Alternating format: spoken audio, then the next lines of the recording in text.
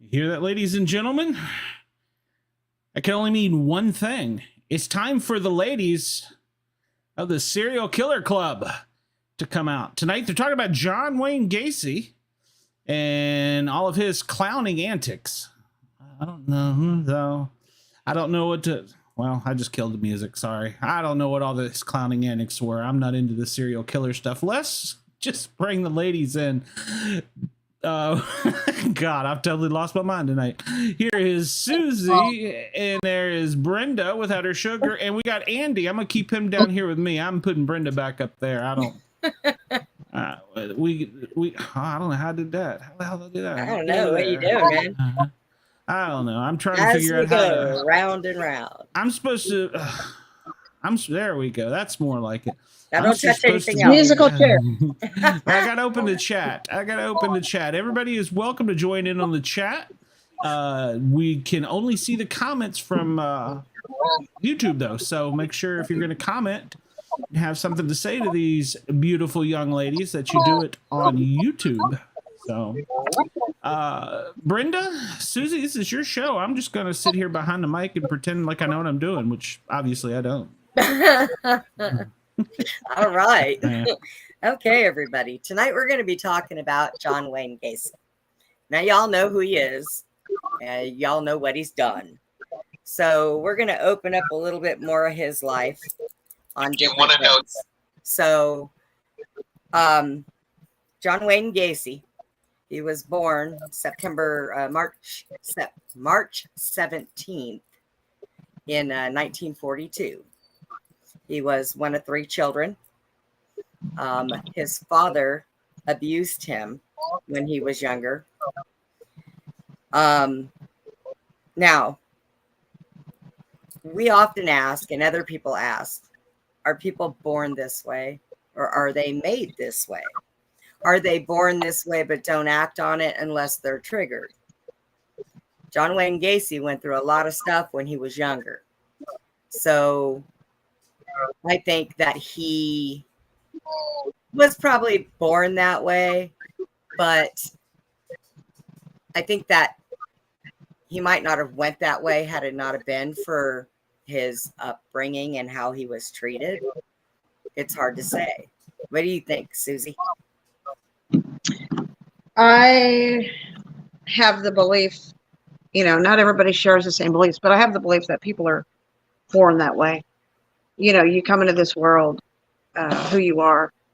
So, and the circumstances, that's why you can have good parents and turn out bad, and you can have bad parents and turn out good.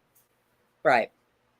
So I know that he went through a lot. When he was 9 years old, he was out at a park playing, and a swing, the chain or something had hit him in his head, which knocked him out. After that, he kept having seizures, and he would have blackouts. He was also, he claims that he was sexually abused when he was 9 years old by a contractor, which I find oddly that he ended up growing up to be a contractor. So I think that has something to do. It all leads up. He's a contractor now. So now he's going to do these things. John Wayne Gacy, he supposedly, for what they know, he killed 33 young men. There could have been more. I've seen some of his interviews, some of his last interviews when before they had put him to death. And he claimed that he only killed one person, that other people that were working with him and staying in his home killed all the rest, that he didn't even know they were in the crawl space, and he couldn't even get in the crawl space. But when he killed that one person, he put him in the crawl space. So I came to a conclusion that man was a pathological liar. So I watched other videos of his sister. Now, his sister is the one who laid out a lot of the stuff that happened in his life when he was younger. And for her, it was really hard to believe that her brother that she loved did these things. And it took her some time for it to all sink in. Now, there is something that they say when he did his clowning. And he started doing his clowning, I believe it was like in 1974. And he, what are you doing? My cat's knocking everything down. But so he started doing that in 1974.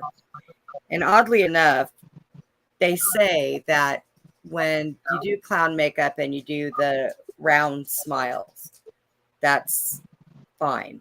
But when you do it when they're pointed, that has some kind of a significant meaning. And I'm not sure what that is. I know that it isn't good. Have you ever heard of that, Susie, about the clown makeup and the points and the way they do it? No. Mm-mm. I had heard one time about know it. that a lot of people are creeped out about clowns. I mean, clowns are, Yes. a lot of children are terrified of them. Well, and a lot of the stuff that happened with the whole clown thing because of John Wayne Gacy, it kind of gave everybody a different view on clowns. And I'm pretty sure that the people that legitimately did clown work suffered for it. So when this man killed these people, he made clown world suffer. He made the families suffer. He made his families suffer. So he took a lot of other people other than the deaths that he caused. So I think on a level of 1 to 10, I want to say that I would give him a 9 in the evil department, because oddly enough, I have come across some even worse. So what all did you find out about John Wayne Gacy, Susie? What I knew about him was, that he was friends with a lot of people in his community.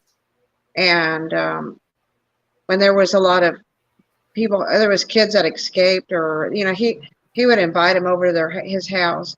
Kids would go and report him, and nobody would do anything about it. Right. And you had law enforcement there. I think it was in Chicago, right? Illinois.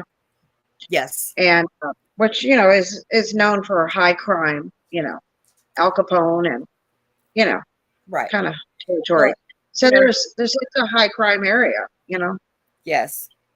Now, so I do know he moved. When he got married, his first wife, he moved to, I'm trying to remember where it was. Did I even write that one down? I did not. Oh, he moved to Iowa. And he lived there for a while. Now, while he was in Iowa, he got accused of sodomy. He went to jail. They gave him 10 years. And he had everybody believing that he changed, and he was their head cook there at the prison. He did less than 18 months. Now, when he did less than 18 months, part of his probation was he had to have a job. So he got a job working at this restaurant back in Chicago. So they allowed him to go back to Chicago. So nobody had ever looked up. He never had a job where they looked up his background.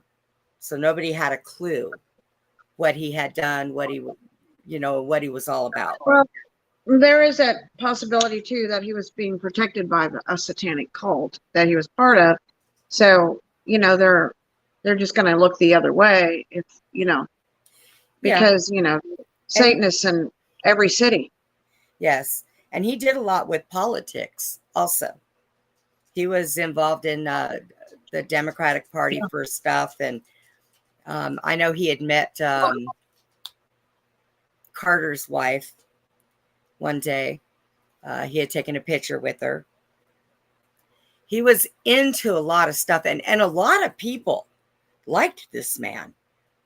You know, he was the kind of guy that walked down the street and waved at everybody and carried on conversations. His neighbors, you know, they couldn't believe what they heard about him. It was hard for them to believe it. So he was really good at covering himself up for quite a while. I mean, 33 bodies, you don't do that in a week.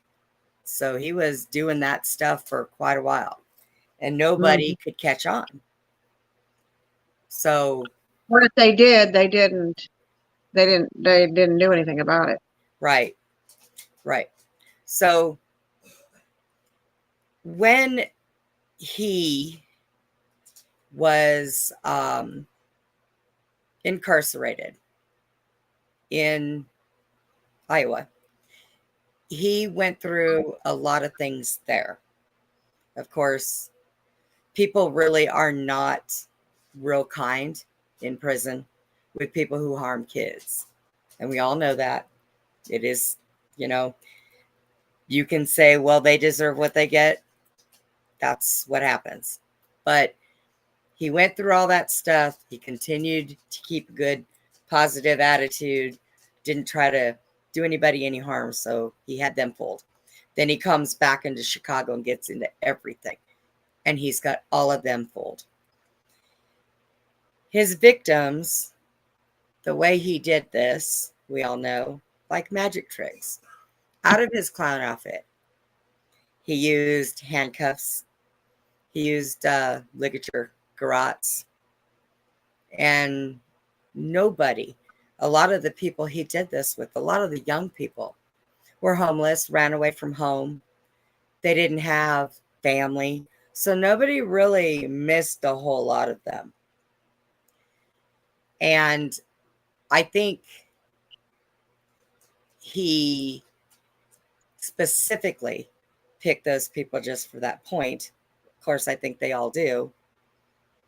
But, you know, these kids were innocent, 19, 20 years old. I think the oldest one was 25. There was a 15-year-old. And all they did was they wanted to work for this man so they can make money. He had an employee that worked for him. Now, I don't mention no names because I had video for everybody, and I put in to get permission to play those videos, but they hadn't gotten back to me yet, so I can't play the videos, and I really wanted to. But he had one of his employees had stepped on a nail at work. So Gacy took him to the hospital, got him all bandaged up, took him home. A few hours later, he came back, supposedly to check on him. So they were sitting there drinking. He brought a bottle with him. The kid had a little to drink. And Gacy was fooling around. The kid was a wrestler in school. So they were fooling around, wrestling. Well, he handcuffed him, one of his hands.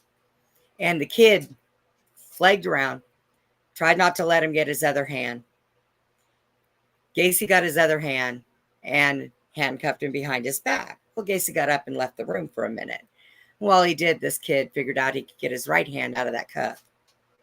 So he got his right hand out of the cuff.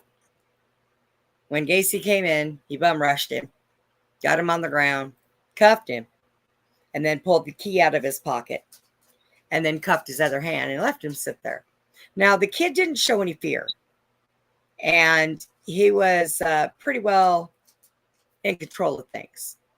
Told him that he would let him go out of the handcuffs if he promised to leave. So he said, okay, and he did. Kid continued to work for him for just a couple of months before he quit. It didn't dawn on him until Gacy was caught how close he became, or how close he was to becoming one of Gacy's new victims. And so he got lucky. There was another guy that was in a hotel. Kid. Gacy took him to a hotel, and I believe that was in Iowa. And he was talking to the kid. They were drinking. They were watching movies. He was showing him pornographic stuff, and the kid had told him, Well, this is all about, handcuffs and boys. And so Gacy said, well, I got something else you might want. So he took this bag out, set it on the bed, and opened it up, and it was full of chains and handcuffs and all kinds of stuff. Well, the kid knew he was in some kind of trouble. So Gacy had gone into the bathroom, and the kid thought, I got to get out of here. Gacy had his hands binded with a rope. And when he went into the bathroom, the kid got up, got himself free. Just as he lunged for the door, went to unlock it, he didn't have a shirt on. Gacy came and went to grab him. And he wiggled and got away. Jumped on his bike, went home. Told his mom about it. They could never find him. So his intent of what he was doing, it was just so evil. He really just didn't have a care for anybody, for anything. I think life itself never shows any remorse at all. So I think we can classify him as a very, very disturbed individual, whether you want to call it demons, whether you want to call it cultish. But Susie has a theory on all of these people. And that theory is, Susie, go ahead. Serial club.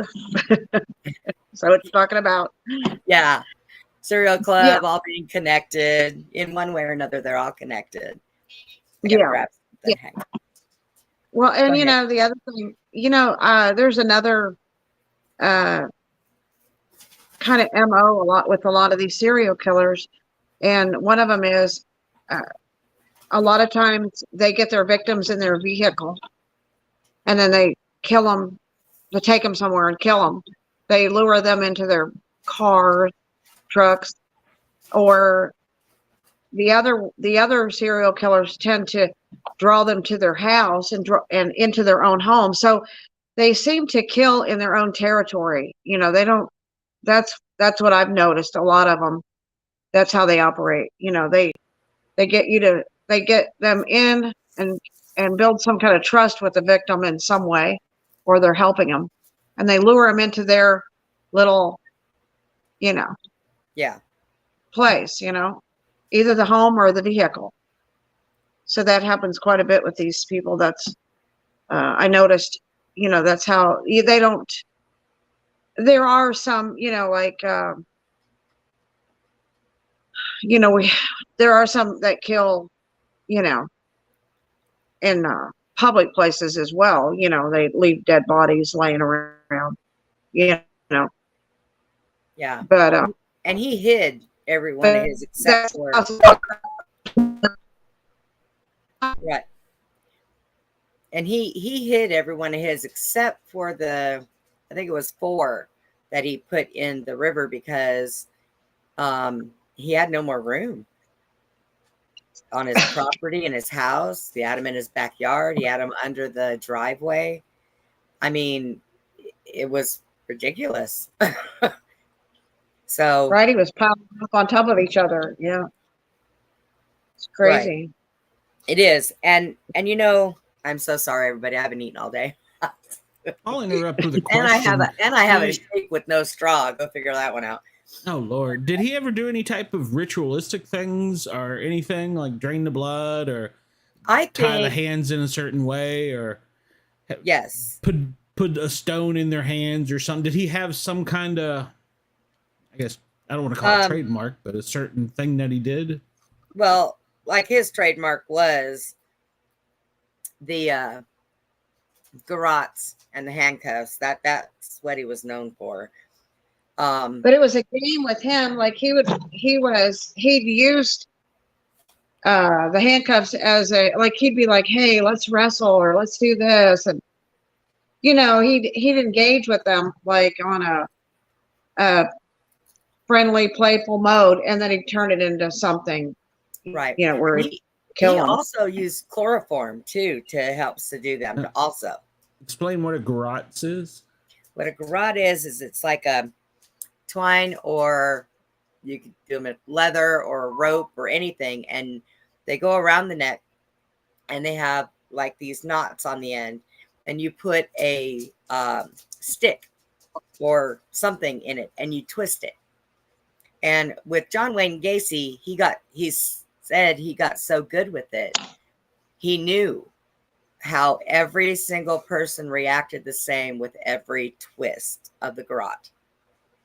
So he enjoyed what he was doing, you know? And I think, and I've not found anything yet that says that he dabbled in anything satanic, but I really, with the makeup and the things that he did, I want to say that he did. I really, in my opinion, he did. So, You know, what you described to me is what we would call an Israeli tourniquet, because that's pretty yeah, much the principle of the way it works. Well, you know, you're an officer. You know how that that, works. So, yeah, that's what they call a garrote. okay. So, and Wow.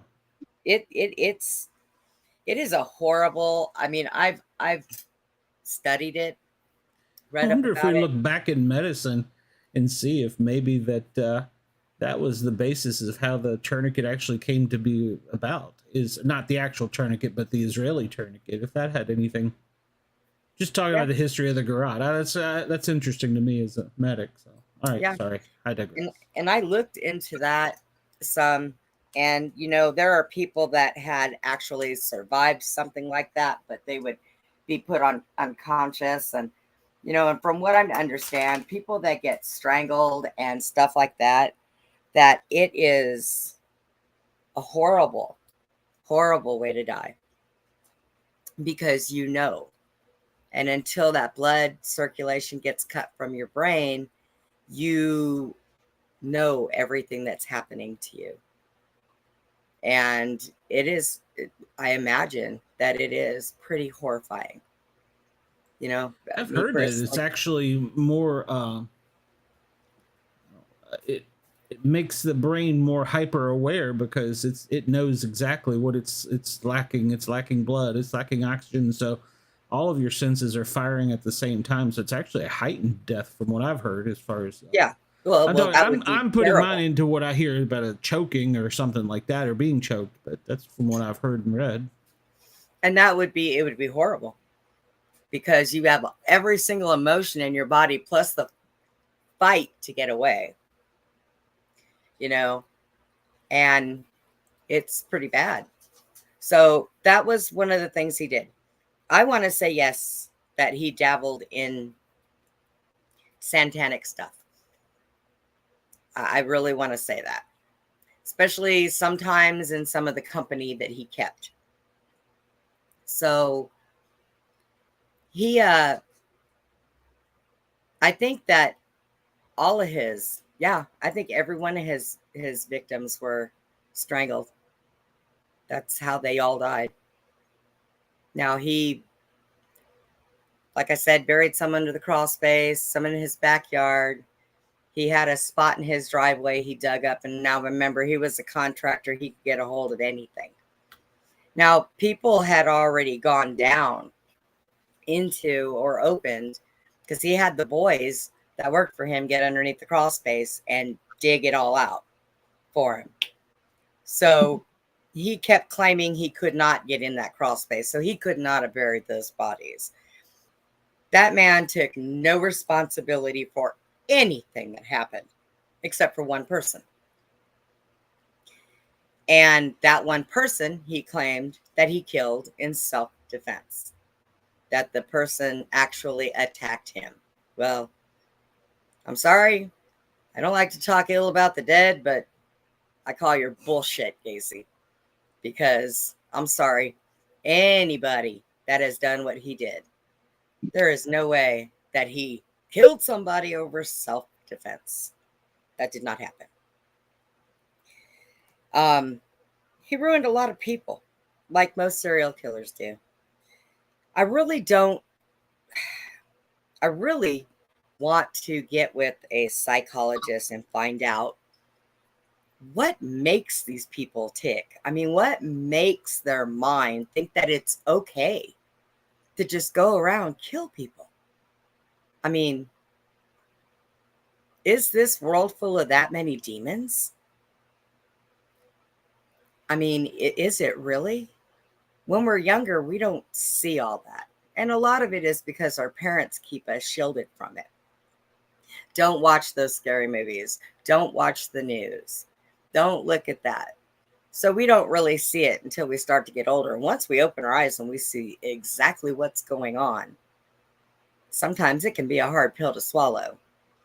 And unfortunately, serial killers, whether they're in the United States, whether they're in the UK, they're all over the world, everywhere.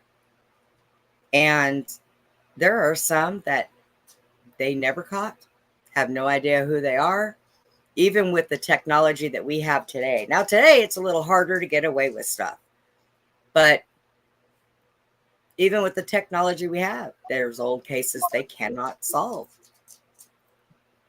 And I think that it would be really interesting. One of these days, I'm going to see if I can get into one of the jails and talk to one of these people that are in there for murdering celebrities or serial killers, and see if I can actually do some kind of an interview with them.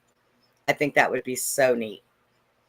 Unfortunately, a lot of them have got the death penalty and they've been put to death. Now, I will tell you this, John Wayne Gacy, never, even his last words before they executed him, I say put to sleep, but before they executed him, his final words were "kiss my ass." Never said he was sorry. Never, ever took responsibility. So I don't think that man was ever in his right mind. Everybody might have thought he was intelligent, but I don't think he was. I think that he put on a good show. So maybe being a clown might have been good for him, I guess, because he was not a good man. And Susie, did you have you looked to find out about seeing if maybe you ran across anything that showed that he was into satanic stuff? No, I mean, I didn't catch anything. What concerned me though was a lot of the people that knew him supported him as, so I kind of wonder if some of them weren't part of, it was like the some of the satanic ritual killings that took place and with Michael Aquino and them, and a lot of people were also involved in that. So there was a lot of people supporting and these people, and they, in other words, made out like, oh, they were good people in the community and stuff like that because they were also part of it. Right. Now, he's a good guy. It's suspicious that they're just like him. Right. Now, his sister had said in her interview that when he turned 19, because of the abuse that he got from his father, he bought a car and he left, took off. He went to Las Vegas. He worked in a mortuary. He actually lived in this mortuary. Now, people will say, well, he did this or he did that to these bodies. Now he claims, no, I didn't do nothing. But his sister said that after a year and a half of him working there, when he came back, that's he's a liar. He is a liar. We know that. Yeah. Yeah. So we know for a fact he's a liar. Anything he says, we don't believe. True. So his sister said that when he came back from Vegas, that's when she noticed he was a completely different person. Like it wasn't even her brother. So what happened to him while he was working at this mortuary? What did he actually get into? And that will make you think also, what Well, really was he doing? she probably just, like when a person becomes really possessed, okay, by evil, she probably just was acknowledging, she probably had suspicions a little bit, but now she could see the darkness in him very, very clearly, and she knew there was something really wrong with him. Yeah. And that was before all the real killings started. But he was involved in doing that stuff from a young age.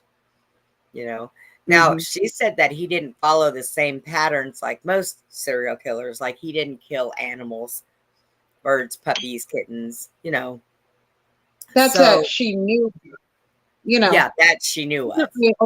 Yeah, and it seems like with him, nobody seemed to know anything about him, like his wives, his friends, his associates. Everybody was blinded to this man and everything he was doing. Even his kids. Everybody. Yep. Supposedly. Yep. Now, so in all this, what got him caught up? Well, let me tell you about what got him caught up. He went to you probably already know the story, but I'll tell you anyways. He was at a drugstore doing some work.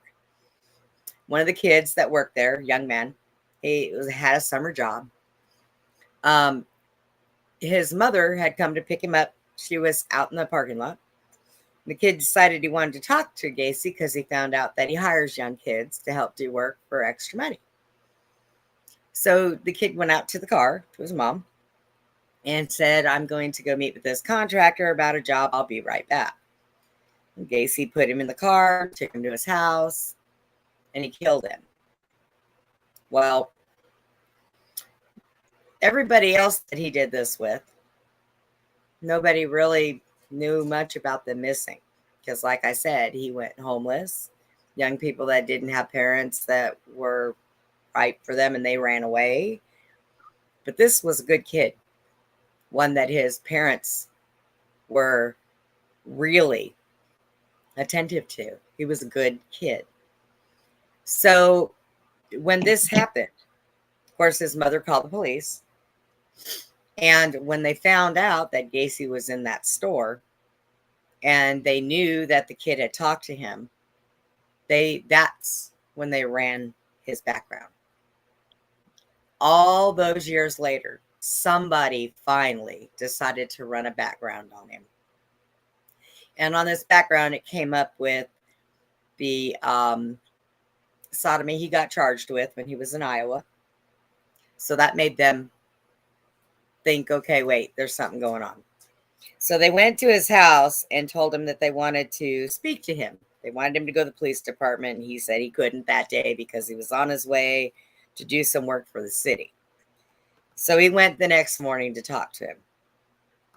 They had him in there for 9 hours. Well, in the meantime, they got a search warrant. They went in and searched his house looking for this boy. They could not find him anywhere. And they were walking around, and one of the detectives had gone over and noticed that there was a break in the floor. And he lifted it up, and it went to the crawl space. They went down there and didn't find anything, but they came out of there with a bunch of white powder all over them. Couldn't figure out what it was. It was lye. And they thought about it. And that's, I guess, one of the things people use when they bury stuff, because lye covers like scent, and I think it speeds up. It was lime. It was lime or lime, right? Lime, however you say that. The white powdery stuff. Yeah. Okay.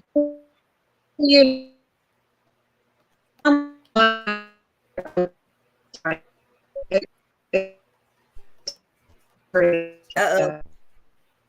Susie breaking up. I think that. So I said farmers use lime. Yeah.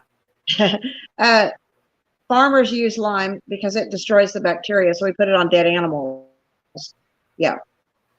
It kills the disease. Yeah. Well, they went in there and started moving some stuff around, and then found out that they were finding body pieces. They even went in there with spoons and dug with spoons to carefully uncover everything because the way they were done. So while at the police department, they told Gacy, okay, look, now mind you, remember, he said he didn't do it. He didn't bury nobody. He sat there and drew out each name and each body and where they were in that basement, who they were, where they were placed, and how they were placed. So they went in there with spoons and carefully removed everything that they could to find all those bodies. And then he told them that he had one in his backyard. And he told him he had one under the concrete in the driveway. And then he told him about the 4. One of them was the kid that the police were looking for, that he threw into the lake or the river. So he admitted what he did without admitting what he did. And I think he was crazy. But they had him checked because I guess his attorneys were going to try to pull the whole, what do they call that? When they're nuts and they can't stand trial. So I think they were trying to say that. And it wasn't working because everybody was like, no, this man can stand trial. If he can sit here and he can do all this stuff, well, then he can stand trial. I'm going to interrupt for a second. Yeah. I sent you a message in the private chat. I got somebody who wants to jump in and be a guest. Y'all okay with that? Yeah. Okay. All right. I'm sending him a link right now. He is listening. He has some thoughts on this subject. He does. Yeah. I love thoughts on subjects. Who is it? His name is Daniel Jackson. Unknown relation. So, Andy, I'm going to bump you for this one, all right? Sure. Sure. Just get off of here, Andy. No. This is the producer part of me. I get to do that. So I sent him the link, and he said he'd accept. So hopefully he'll come in the show here. And I hope he knows stuff that we didn't get a chance to find out, because I really like learning new stuff. He seems to be pretty educated, so I think he'll be a good guest in here. He said he was going to jump in, so. But yeah, so somebody else asked me in one of the other groups what I was doing. I'm like, I'm laid back in this one. I'm just the producer person. I'm the clown behind the scenes. You're that clown behind the scenes. I shouldn't use that in this. Shouldn't use that term in this show. But yeah. If you start running around in clown makeup, I'm coming to your house. Well, actually, I almost took a fire department clown class, but that's a totally separate story. All right, let's see here. Mr. Daniel Jackson, I believe he's backstage. So I'm going to push a button and see what magic happens here. Here we go. And you said you're not related? Not that I'm aware of. His camera's not on, so. Oh. But he's in the show now, Mr. Jackson, if you could hear us. So. I don't see him yet. No, I see a screen. There it is. All right. So Daniel was going to also be on one of our shows later on, but he hopped in the chat here and said that he wanted to get in here and talk about this with y'all, and I asked him if he wanted to hop in. He said sure. So right, more than welcome. I'm gonna mute my microphone and sit back and push buttons again. Okay. Hello, Daniel. Hi, Daniel. Hello, I'm trying to listen, but there's a crazy feedback that's going on. I keep hearing an echo of everything. So in the microphone settings, if you hit the up arrow up, you'll see a little button that says echo cancellation, and that should eliminate that. That sounded like I knew what I was talking about. Almost. You sure did. You almost sounded professional there, Glenn. Don't tell anyone. how about now? You sound good.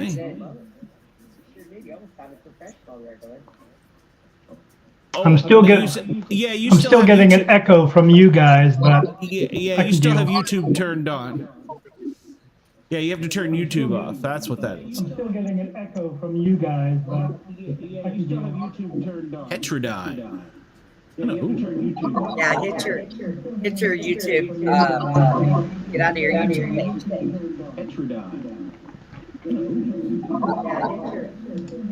Yeah, when you turn when you turn your YouTube link off, it should eliminate that. I don't see that. Somewhere you've got a window with YouTube open. That's why you got the Yep. echo.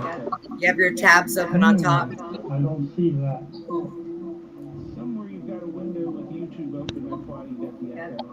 You have your tabs open on top. Maybe it's from Facebook. Could be. There we go. Hey. I'm going back to being mute again. You all carry on. Okay, so because I was listening to the show and I want to clear some things up. So I'm a medium. That's what I do for a profession. Wrote a book about it, published on Amazon. I've been doing this for quite some time. I see spirit 24/7. I don't ever not see spirit. So do I.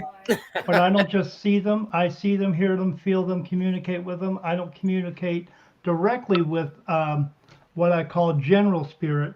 I communicate with what we refer to as archangels. How many do I have with me? All of them. How many is all of them? Not 12 or 14 in the Bible. They're not men with wings. They don't have shields and swords. They're not fighting a battle in heaven. Most of them don't look like human beings because they're not human beings. They are just beings of a higher consciousness that no longer need a body. Most of the ones that I see look like what I can describe as 8-foot praying mantises standing in my room. They just are not human beings.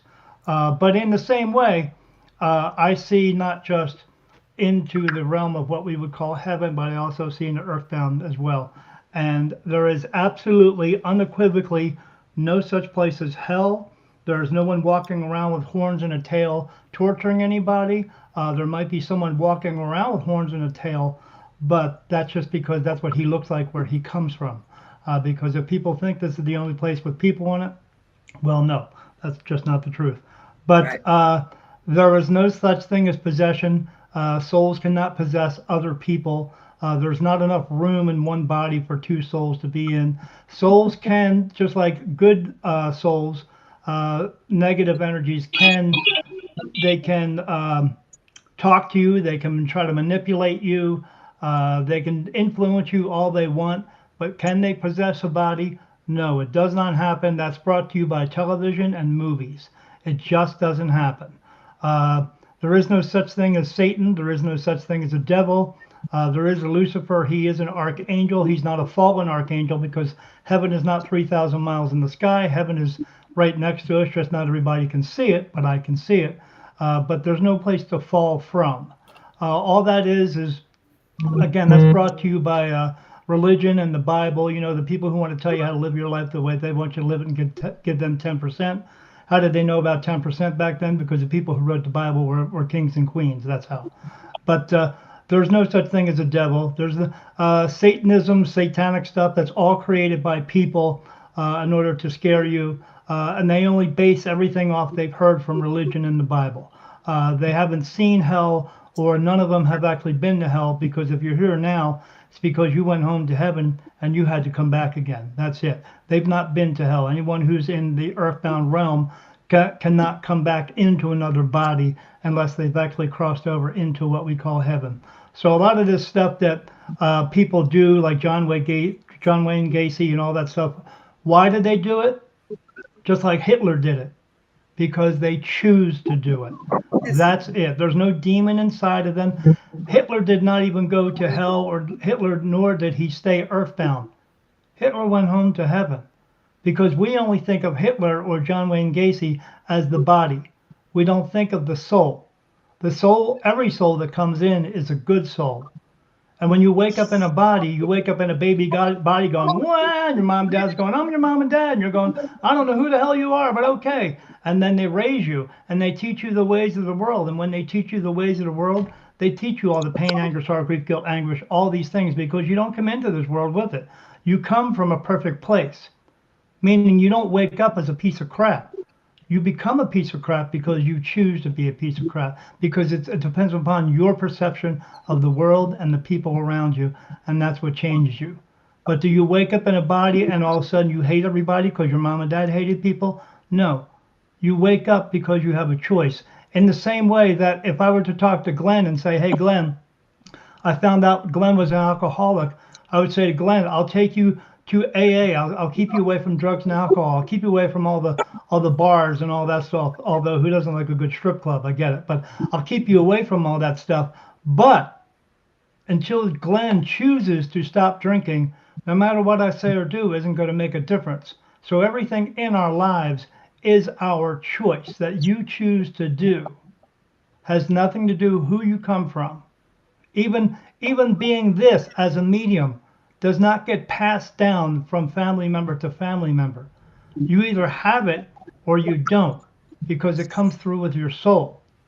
Just like everything, I will tell. Let's see, Brenda. Let me find out real quickly. Brenda, you've been here 28 times. This is your 28th lifetime. I just asked that. So what I did is I asked that. They told me in my mind. They said 28. I said, "Did you say 28?" And then they touched my face for a yes. This is yes. That is no. So in other words, you've been here 28 times. You've had 27 other lifetimes, meaning you've had 27 other sets of moms and dads, brothers and sisters, dogs and cats. Oh, and you've also had 27 other astrological signs that mean absolutely horseshit, because your body is born under the stars. Your soul is not. Your soul was created a long time ago. But we come into these bodies to learn lessons and fulfill a purpose. Everything you do in your life is a lesson. If I pick this thing up and put it down, that's a lesson. If I pick it up and drop it, it's not a good lesson or a bad lesson. It's just another lesson. How do I learn that lesson? Maybe I grip onto it a little bit tighter, and the next time I won't drop it. But the reason you're back here now is because you didn't fulfill your purpose enough. We come into each life fulfilling our purpose, but we don't do it enough as much as God or archangels would like us to do.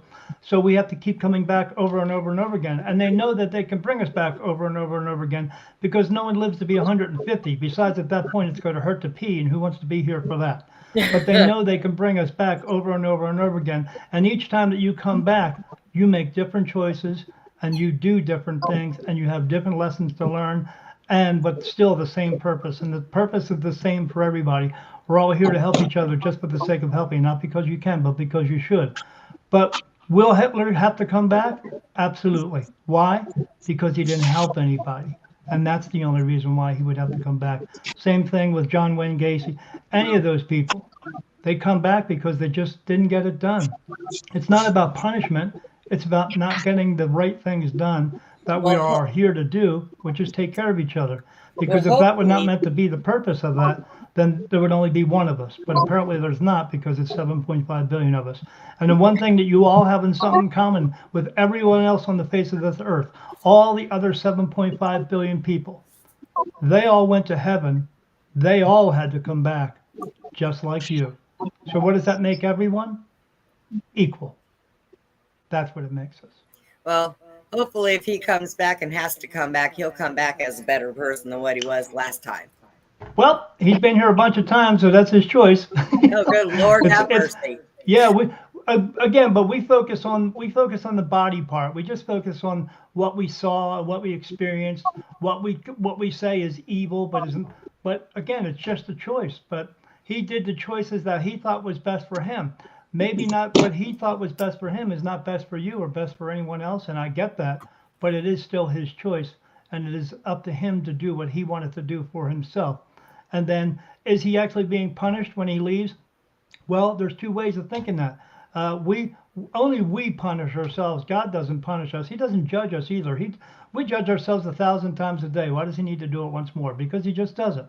But Right. You either go into the light or you don't. And that is also a choice. You're not asking for forgiveness. You either go in or you don't. And if you don't, you just remain here as an earthbound spirit. Michael Jackson, still here, earthbound spirit. But a lot of these other spirits, if they want to go to heaven, all you have to do is want to go, and that's it. But not a lot of them do go, because when you wake up out of your body, Brenda, you're going to know, because you're going to get life. You're going to get all the memories of your lifetime here, plus the other 27 lifetimes. And when you Yes. know that you've been here that many times, you may look into the light and think to yourself, some of my lifetimes were hard, and maybe you don't want to come back and do it again. Because You know, it's not until then, if you actually find out if you fulfilled your purpose, when you go home, you go to a holding place and they go over your life with you. It's not, there's no judgment. God doesn't judge us. They just go over your life and show you what you did and did not do. And they will let you know that you actually have to come back again. Or you could ask me, because I can find that out. But no, yeah. Daniel, are you on Glenn's friends list? Yes. Okay. I would like to one day get with you and discuss some things with you, if you don't mind. Oh, absolutely. Yeah, just friend me on Facebook. I'm very available. Okay. That will work. Yeah, I do this for a living, and I go out and do readings for people, and I do regular readings for people. But you can just get a hold of me if you want to, and we can talk about stuff. I don't care. Yeah. I have Yeah. I'm very since I easy was like a that. kid, That's my since I wife. was since I was a kid, I see, feel, hear. I know when my mother's here because I can smell her lotion. You know, I get that. Yeah. I get passerbyers, I get annoying voices that don't want to leave me alone when I'm out to eat with somebody. Or wake me up when I'm asleep. I mean, But, I got to find out something first. What's that?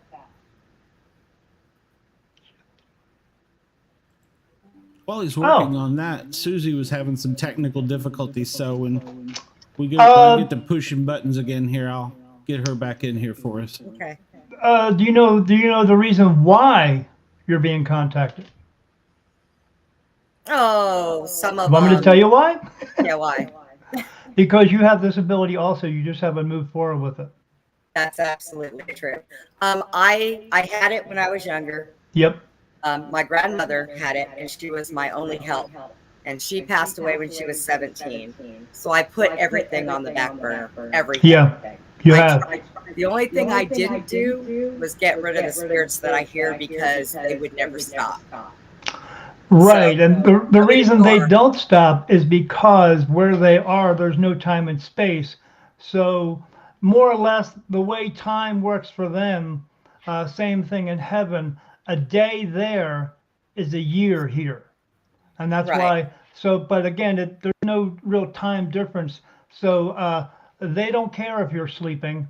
Because the reason why they can communicate with you. In the same case with me, but I'm a little bit different. I got something else going on. But what it is your soul is brighter than others, and because spirit can see that, you're like a moth to a flame. They see the flame out of 10,000 people. They see your soul is brighter, because when a soul sees you, they just see your body frame, and then they see the light inside of you, and that's your soul. And then some Right. of them are brighter than others, and the brighter ones are one that they can communicate. They know that they can see them. They know that you can see back and forth, and you can hear them. They know all that. Why? Because you're the same thing as them, except you are like me. You have a meat suit. That's all. Right. But because they can see that within you, they know that they can communicate with you. Maybe you chose to put it on the back burner, but is it on the back burner? No. It's always going to be with you. You just have to decide if you're actually going to move forward with it, because you would actually have a lot less of the chatter, a lot less of the interruptions and disruptions with you if you chose to move forward with it, because then you would learn how to control it. Whereas just saying, oh, I don't want to talk to them, isn't going to make a difference at this moment now. They're going to talk to you because they can. Right. So, and I also, Glenn can set it up for you to come on and maybe us do a paranormal show. That would be kind of cool. Yeah, sure. Yeah, I just did a paranormal event I live in southern Arizona, so I'm about 20 minutes away from Tombstone, Arizona, and I go there quite frequently. And I was talking to some friends down there who did a paranormal walk down there, and the most common thing they heard from the spirit that are down there was spirit telling them or asking them, "Am I dead?" Right. Because Wow. when you stand up out of your body, you still feel as though you are you, because you are, because the soul that's inside of you now does not look like you. It looks like you the last time you were here. So that's why I tell people don't mess with 23andMe and Ancestry.com, because the person that you're looking for 100 years ago that looks similar to you was just you the previous time, a previous version of you. You just had to come back again like all the other gazillions of people. But when you stand up out of your body this time, it'll retain you. You'll get all the memories of all your previous lifetimes as well. So it'll be like you 2.0 more or less. Right. And you'll get all that stuff. But they still feel as though they are themselves, because they are themselves. And if they choose not to walk into that light, they remain here in this lower energy, what I call earthbound. But it's just a lower energy place that I see everything walking around there. I see everything: people, dogs, cats, horses, cows, fish, other beings from other worlds. And it's just a lower energy place, but they still, because they chose not to go into that light, they do become confused after a while, and they don't realize where they actually are.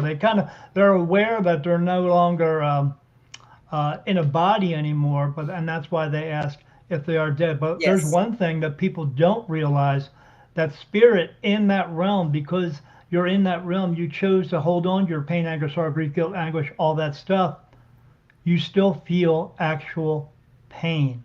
So if another spirit were to walk up to you and smack you in the face, you would feel it. It's very strange. I had a spirit come up to me one time. His name was John, and he said to me, I was talking to him, and he said, I died from being shot. And I said, really? Where? And then on his head, I saw a wound appear on his head. And when he did, he put that to me, and I felt the pain right on the top of my head. And I could see the hole in his head from the top of his head out the back of his head. And but yeah, they still feel pain. I had a child come up to me about 6 months ago. He had red hair, freckles. He was wearing a red and yellow T-shirt, striped T-shirt. He had shorts on. He had socks and shoes on, sneakers. And he came up to me and said, "Hey, mister, I'm going to punch you in the face." And I said, "Well, you can give it a shot, kid, but it's not going to happen. You see who I got around me, because I have archangels around me all the time. They protect me from all negative energies. I can walk in any haunted house. Nothing can touch me." So I said, "Go ahead, kid." And I saw him do this. He went, and he couldn't move his fist. And he kept going. And I said, "Yeah, you can't do it." I said, "Now get lost, kid, before I have my friends mojo your ass out of here." And he's like, okay. And he walked away. But I've only had one thing happen to me one time, and after that, it didn't happen anymore. And I also can walk into a haunted place. I can feel if there's bad stuff there. Oh yeah. I can feel if there's good stuff there. Well, you feel it because you're part empath, correct? Right. Yes. How would I know that, Glenn? I'm guessing you could probably read her, or I don't know. You know how I know? How's that? Because I'm the shizzle dizzle. That's how. I'm going to use that when we get you on our show. You go right ahead, my friend. Well, and you were actually on the list to be scheduled, but I've been overwhelmed with sick 2-year-olds and contractor hell nightmare. But that's another story. But yeah, you're on the list. I got to get you get set up into like 4 or 5 others. So yeah, sure. We're going to get you on there. But to keep us on point here, do you have anything specific for John Wayne Gacy? I mean, do you have any way, I don't know, gathering intel, for lack of better words? I know he has not crossed over. Okay. All right. Well, fair enough. Yeah. I mean, that's his choice to not cross over. Because when when you have the choice to cross over, there's many reasons that they don't. Because someone told them they were a piece of crap, or maybe they felt like they were a piece of crap. I had two spirits in front of me one time back when this was all coming on for me. I mean, I've seen spirit and heard them and all that ever since I was a kid. But when I was able to communicate with them, I had these two guys in front of me, and one of them said, "Hey, I think I'm going to go in there," because they were looking at my light. And the other one said, "I can't go." And the guy said, "Why not?" And the other guy said, "Because I murdered two people." Now, he felt as though because he murdered two people, he was not able to go. But why did he feel that way? Because the world told him he couldn't. Because the world teaches us that we're not good enough people to do anything. Because they don't want us to have any trust or faith within ourselves. That's why. But I talked to him and said, "Hey, buddy." And he looked at me. I said, "Yeah, Mike, there's a voice come out of this light." Because all they see with me is light. They don't actually see my body. And but that's a different story to tell you on the show. But I said, "You can cross over if you want to." He said, "I just don't feel right about it." I said, "Well, okay, but I mean, you're running out of time." What I mean by that, running out of time, is what people don't know. So I said, I wrote a book.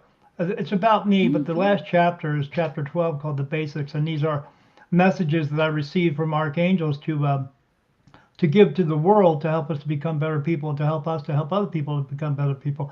When I published the book, I sent the everything off to the editor, and that chapter she sent back to me. She said it didn't need to be edited. Now, because I have horrible grammar, why did it not need to be edited?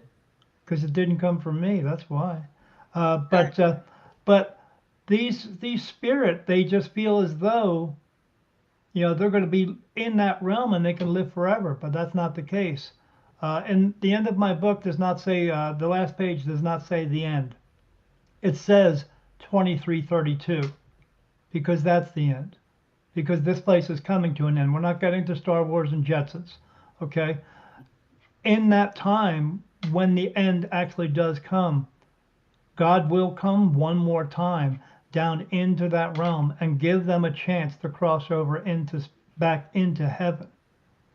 But if they do not, their souls will actually die. Wow. So okay, you've set a hook for a great show for us. I gotta tell you, because that just brought me to a million questions. But write them down, Glenn, because we're gonna have a lot to talk about. We are, and we'll find out that family tree connection. I'm gonna get back with you. Maybe tomorrow. I don't know. I'm gonna be up late doing some editing tonight, so it may be late tomorrow. Well, you're on a different time zone. Yeah, I'm in Mountain Standard Time. So, what time is it there where you are? It is just now 3 after midnight. Okay, it's 3 minutes after 9 here, so I'm 3 hours behind you. So. Okay. All right. Yeah. Well, I will hook up with you tomorrow. Yeah, message me anytime. We appreciate you I'll coming on the answer it. show. I'm trying to get Susie in the other message chat here with the thing to get hers open. She was having some 5G problem or something. Maybe because I came in, maybe that's why she had the problem. I don't know. I don't know. So, but guests are always well. It's Brenda and Susie's show, so if they welcome guests, it's on them, not me. I'm just the button pusher. But Daniel, thank you for your time. And you're welcome, Brenda. Anytime you want to talk, just friend me on Facebook, and then we can go through either Messenger, or we can live message through the phone thing or whatever, or just talk video, whatever you want to do. All right, thank you. I will. Yeah, won't cost you a thing. And and the other thing, I have one bit of advice before I go. Be good and don't do any stupid shit. I try not to. But if you do, don't get caught, okay? That's right. My dad always finished it with, just don't name it after me. Yeah. Yeah, absolutely. My parents All right, did that one Daniel. too. Have a good night. Yes, sir. Bye now. Thank you for your time. Bye-bye. You're welcome. Bye-bye. Bye-bye. Oh, Lord. I went a different direction. Yeah, well, y'all want me to sleep behind the wheel here, and then Hey, what? I keep telling you to have faith in me. Well, it's a hard now stretch. You've been straight up told. I gotta have faith in you. Did you find Susie? Yeah, she was messaging me that she has. Well, we heard her chopping in and out, so I think she was having some. She lives in a remote area of Texas, So she was probably having some, I don't know, is it storming out west? I don't even know. Storming in Florida, I know, but so yeah, we heard her having some problems breaking up a couple times, so hopefully she can get back in here, because you two are the experts on the serial killers. I'm pretty much the expert at not pushing buttons, just not being a dummy. So that's my expertise. Not to offend JT or Shelton, that is. So then it felt bad. I was like, hey, Andy, I'm going to give you the boot now. So that's like the son I never had.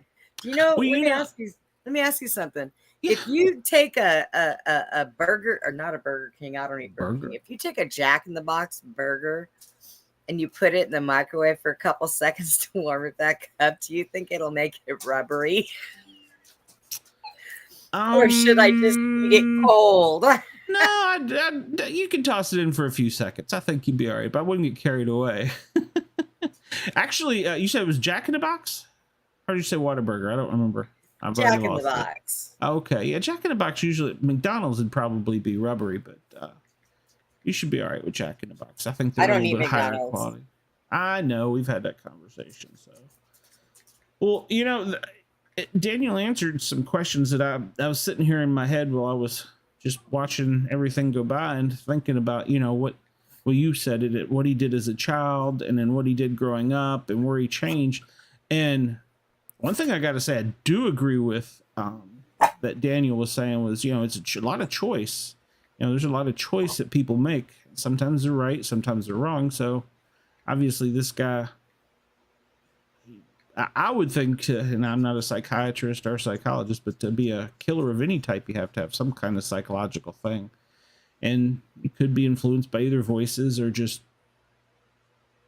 I hate to say flat out crazy, but I think that, you know, we do make a choice between right and wrong every day. You know, am I going to break the speed limit getting to work? Am I going to download an illegal movie? Am I going to, you know, so I think you always make a decision no matter what it is. So right. I sent Susie the link, so hopefully she got it. Hang on. Okay. Yeah, because I'm not showing as red on my end with messages. So, but yeah. Hang on. Oh, no. I'm good. I was just checking to make sure I sent the message to the right place. So, but yeah, she's having a problem with it. Read the message I just sent you, and then we'll just go ahead and everybody, show went in a little direction. That's going to make for a really good show. We will put on a paranormal show because, you know, it fits me anyways. And yeah, you are a little weird. So. you know what? I've been told that all of my life. It's okay. I'm so used to it. I think weird is normal. So, well, you know, I didn't really accept the paranormal much. Well, let me rephrase that. I grew up in a house that had all kinds of entities in it that were not good, and I always feared them. I really didn't become more accepting of the paranormal till I got with some of the Bigfoot groups and started doing some research out in the woods and stuff, and meeting other people and educating myself. And that made a huge difference in my learning as far as the paranormal stuff, because I think now we're way off the serial killers club now. I'm sorry, but I think that's okay. Well, it's all right. Well, no, I mean, these things, that's why it's a live show. I think that you can learn something from everyone, whether it's good information or bad information. I think you can learn something. And I was fortunate as far as being a paramedic in the groups I was with the military group, or paramilitary groups, and out in the woods researching and stuff. A lot of these people were highly educated, highly intuitive. I mean, I had one of them break down quantum theory to the point where even me, who has a hard time mastering algebra, could understand it. I'm not saying I was smart enough to do it. I'm just saying I was smart enough to comprehend the basics. And so I think that it's opened my eyes to more things. Yes. But like I said earlier on the opening of my show, I don't want to do a complete, we're paranormal looking at psychics and Bigfoot and blah, blah, blah. I want to have fun. I want to do entertaining things. So do everything. Yeah. So, you know, but that's my show, not yours. So. It's kind of ironic about that with the archangels because I keep around my neck, my necklace is Michael. Mm-hmm. And I keep it. The only time I take it off is when I take a shower. Other than that, it's always on me. When I go to sleep, I have to fight the cat because she thinks it's fun to go ahead and grab it and try to play with it. She's not sure what it is, but whatever it is, it moves and it jingles and it makes noise. So, and it's shiny. But my cat just wants to keep me awake at night. So. But I definitely would like to talk to him about that. Something that Susie and I talked about before, about because we both believe in that. That when you die, if you haven't completed what you're supposed to complete, you come back. And I'd heard that before. So I find that kind of ironic that he says I've been back 28 times, 27. I should have asked him what my number was. He probably says you're stupid. You're here twice. Or wait a minute. If you've been here, I'll have to get the formula. I'll have to get the formula. Maybe I've been here 200 times. God gave you one more chance. Don't be stupid. All you had to do was push that one damn button. So. I'm telling you, man. We're gonna get you out of here tonight. Message before you try to shut anything down. All right, everybody. Yeah. We're gonna lead out of here. Now, we're gonna do next week. Yeah. Tell us about next week. Sorry, I left you. I found something new that I did not hear about, and apparently it's because it is a newer one. But there is a gentleman called they call him the Happy Face Killer. Now, I'm guessing he just got sentenced, like I think they said 2001, 2002. So I'm going to investigate him and find out what the deal is with that. Because that's oddly, I when I first seen the title, the Happy Face Killer, I thought, are they talking about Gacy? And then I got to looking and I was like, oh no, wait, that's not him. That's somebody else. And so I found the videos on it by accident. So I've got to go check this guy out, see what's going on, especially because he is still alive. He is still in jail. And you know, my desire is I want to go to a prison and I want to sit. You do know there's a website where you can get all their addresses and mail them, right? Yeah, you got to pay to do that, to send them letters. But you got to, Well, if you got a different website, let me have it. Yeah, as far as I know, it's just the postal service. They deliver the mail. Yeah. Well, I know they deliver the mail, but in order to get all their case numbers and everything and who they are, there's ways around that. It's called a Freedom of Information Act. So you paid for it as a citizen. It's my information, damn it. I will give you that on a different subject. And then I want you girls to look into the serial arsonist that ran amok through Virginia, Southeast Virginia. Oh, how long ago did he do that? She. I'll leave. Yeah, she. It was a couple, and so, but at any rate, I'll let you touch on that because that case fascinates me as a firefighter. All right, I'll check that out. Give me some. All right, well, since I killed the music coming in and we got a little heavy, I think we're gonna go out with a little beer. How about that? A little beer. You ready for some beer? Next week, same time, same bat channel. We'll see you next week. The ladies Saturday night. Saturday night, we got the Comedy Funny Show. Saturday night, that's correct. We do have a Comedy Funny Show. It's Sport Cats Misfits. I just basically pay for this service and tell my friends to get on here and talk bad about me and have a good time. And anybody, just like Daniel, that wanted to join in, I'm, as the show host, willing to let them come in. So, and we have dummies. We have everything. Stop talking about JT like that. Yeah, exactly. So, but it's all kinds of fun. It's just for fun. There's nothing serious or heavy in it. So if you want something to just relax, come on in. And Daniel is still listening. He said I've been here 29 times. So all right. Really? I'm gonna have to. You got me beat by one. And I'm older than you. Yeah, I'm saying you're old, so all right. Hey, I'm only a few months older than you. Don't even go there. It's probably all those beers I drank. All right, ladies and gentlemen, have a good night. And same time, same place, same bat location. We'll see you next week.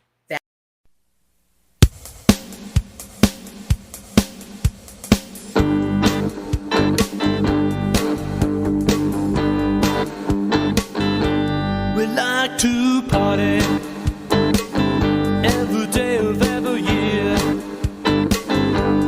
Since I was 15, and still wet behind the ears.